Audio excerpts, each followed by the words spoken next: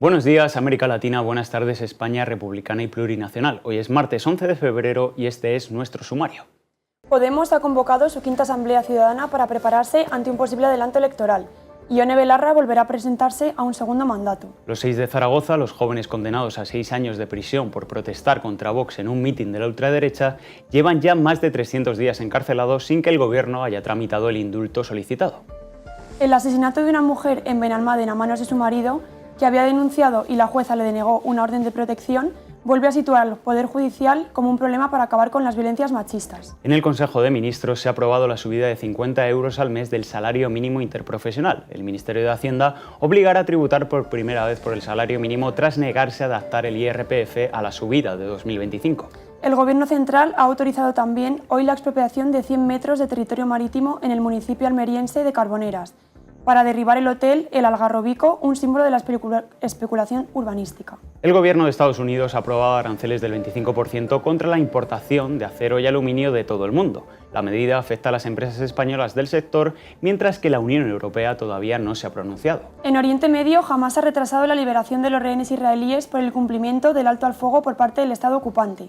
Trump ha amenazado con abrir las puertas del infierno en Gaza si finalmente se rompe el alto al fuego. Con esto arrancamos noticias básicas.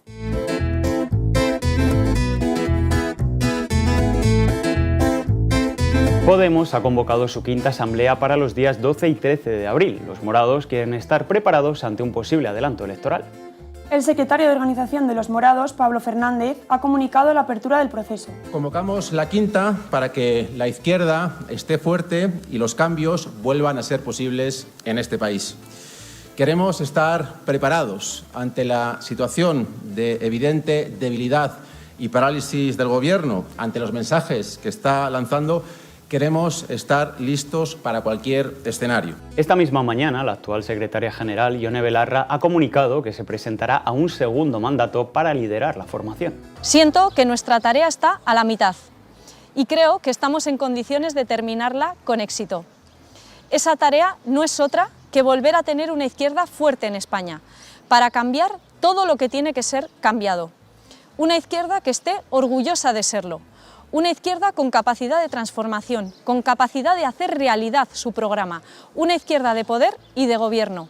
Una izquierda autónoma, con capacidad de tomar sus propias decisiones, no intervenida por el Partido Socialista. Los jóvenes antifascistas de Zaragoza, que fueron condenados a 6 años de prisión por protestar durante un mitin de Vox, llevan ya más de 300 días en prisión. A pesar de que enviaron la solicitud de indulto en abril, el gobierno sigue sin tramitar la medida de gracia para los jóvenes popularmente conocidos como los 6 de Zaragoza.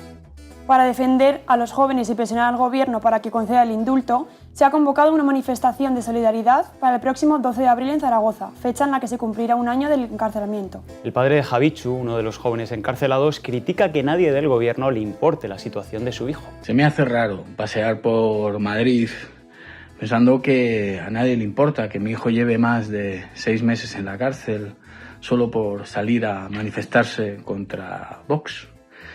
Se me hace raro porque seguramente muchos pensarán que mi hijo se lo merece, que es imposible que alguien solo por salir a manifestarse y lanzar consignas contra el fascismo en un Estado de Derecho, en un Estado pleno y democrático como el español, termine en la cárcel. Pues bueno, Javichu y los otros chavales, los 4 mayores de edad, están todos en prisión. El asesinato en Benalmádena de la última víctima de violencia machista ha vuelto a servir para señalar la reacción patriarcal del Poder Judicial a las medidas contra la violencia de género. Catalina, que así se llamaba la víctima, denunció a su asesino, pero la jueza Carlota Sánchez Márquez declaró riesgo medio, pero sin orden de protección. La jueza Carlota Sánchez firmó en enero una carta de apoyo a la juez que denegó la protección del hijo menor de Juana Rivas, a pesar de su testimonio y el de su hermano mayor. La Asociación de Mujeres Juristas CEMIS ha criticado la decisión de la jueza. Insisto, no es ni no apreciado ni bajo, es un riesgo medio, entonces riesgo hay. Según el nuevo Biogen, bueno, era una forma de atención que se la controlaba telefónicamente, pero evidentemente hemos visto que no es suficiente, porque si realmente hubiera tenido una orden de alejamiento, bueno, pues probablemente, tampoco es seguro, este señor no hubiera estado en casa.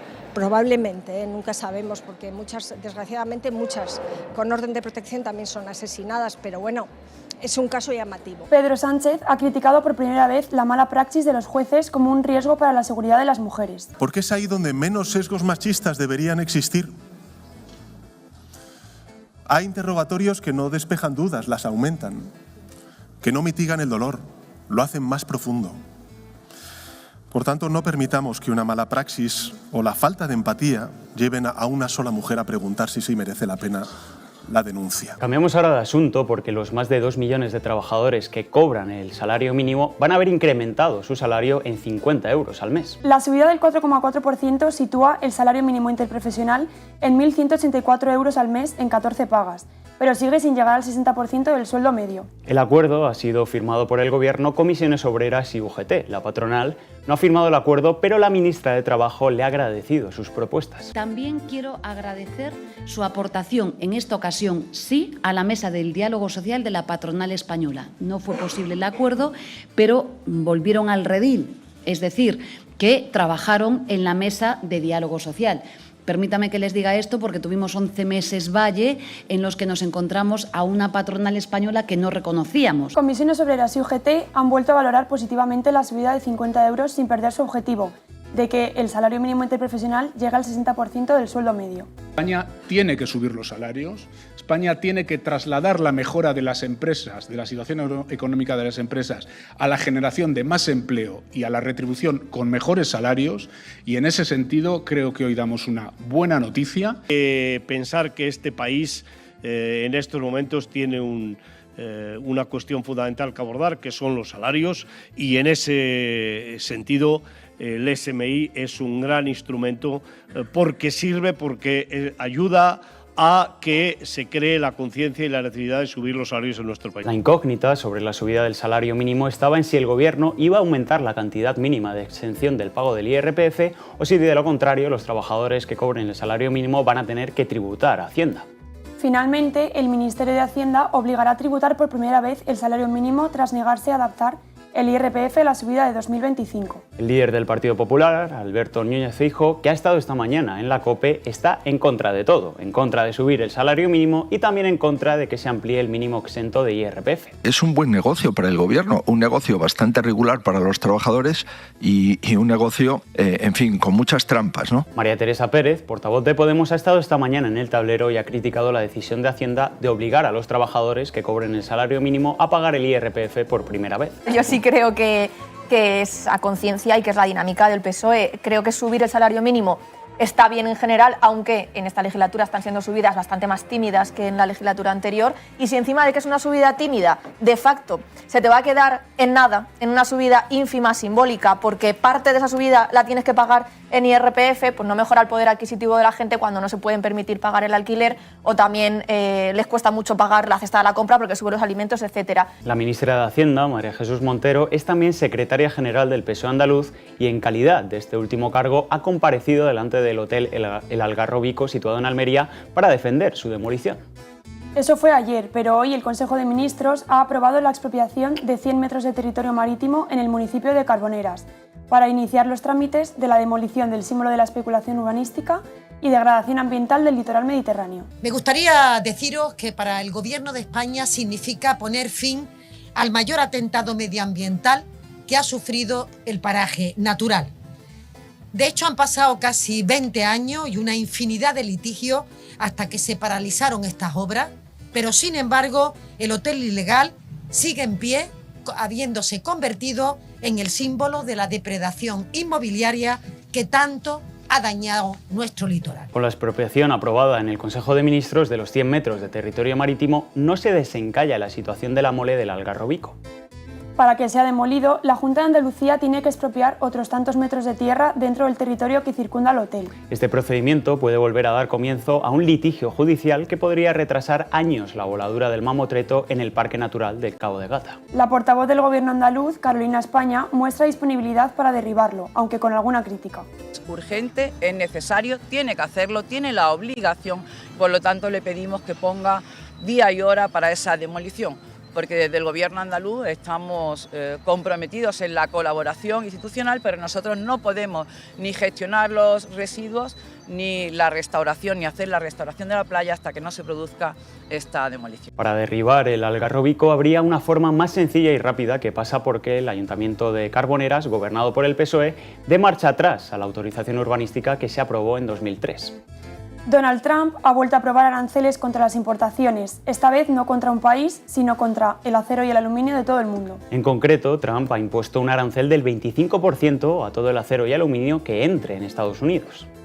España exporta alrededor de 300 millones de euros al año por estas exportaciones, aunque los países más afectados serán Canadá, México y Emiratos Árabes Unidos. En España, las empresas que se dedican al sector han mostrado su preocupación. Necesitamos una sociedad, si queremos mantener una sociedad industrial, necesitamos que desde Bruselas impongan medidas proteccionistas eficaces y sobre todo rápidas. Estamos exportando ahí 28 millones de euros. Pero es un mercado en franco crecimiento, es un mercado que estamos doblando cada año en los 3 años escasos que llevamos allí y que puede sufrir una cierta ralentización por estos aranceles. El canciller español, José Manuel Álvarez, ha anunciado que la Unión Europea está preparada para responder a Trump. Desde luego nosotros por lo que trabajamos y lo que deseamos es porque esa relación comercial amplia y mutuamente beneficiosa se mantenga. Y en tercer lugar, la Unión Europea, por supuesto, está preparada para cualquier eventualidad y para defender los intereses de la Unión Europea y el mercado único. Por su parte, PP y Vox, lejos de criticar a Donald Trump, han aprovechado para echarle la culpa de estos aranceles al gobierno de Sánchez. Diplomacia e inteligencia. Y defender, por supuesto, los intereses que puedan ser atacados unilateralmente que afecten a un país de la Unión o a la Unión en su conjunto. Y esto creo que es lo que debemos de hacer. Lo que creo que no se debe de hacer es una política de confrontación contra la administración norteamericana, modelo Sánchez, ni una política de silencio cómplice, modelo Vox. Lo que es evidente es que si tenemos un presidente como Sánchez, que se erige en el paladín de la defensa anti-Trump, antitrumpista por el mundo y con sus aliados socialcomunistas, el Foro de Sao Paulo, el Grupo de Puebla, las narcodictaduras y todo eso, no nos va a ir bien. No nos va a ir bien. En Oriente Medio la situación se complica después del incumplimiento del alto al fuego por parte de Israel. En respuesta, las autoridades gazatíes han suspendido hasta nuevo aviso la entrega de prisioneros a las autoridades israelíes.